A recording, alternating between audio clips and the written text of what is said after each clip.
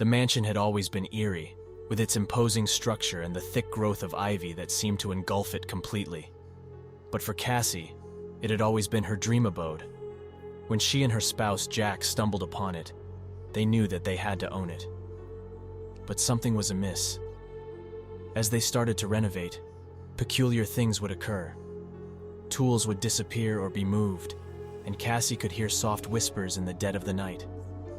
Jack shrugged it off as stress, but Cassie sensed that something was lurking in the shadows. One day when Jack was out of town, Cassie heard a knock on the door. She opened it to find an elderly lady with a warm smile, but something about her didn't feel right. The woman claimed to have been a previous owner of the mansion and just wanted to see how things were progressing. Cassie tried to be courteous, but she couldn't shake off the feeling of unease. As time passed, Cassie felt like someone was watching her. She would see shadows flitting around corners, but when she investigated, there was nothing to be seen.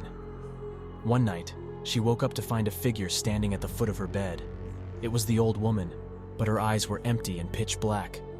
She approached Cassie, murmuring in a language that Cassie couldn't comprehend. Cassie tried to flee, but she was trapped inside the mansion. Every door and window was sealed shut, and the phone lines were dead. She could hear footsteps approaching nearer and nearer. Suddenly, the old woman materialized, her eyes now brimming with malevolence. "You should never have come here," she cackled. "You belong to me now." Cassie felt a sharp pain in her neck, and the next moment, everything went black. When Jack returned home, he discovered Cassie's lifeless body in the basement. She had been drained of all her blood, her limbs twisted and distorted in a macabre manner. The old woman was nowhere to be found. Years passed, but the mansion remained deserted. Yet mysterious things still occurred there. People would hear whispers in the dead of the night, and shadows would flit around the corners. It was as if Cassie's spirit was trapped there, forever haunting the mansion that she once called her dream home.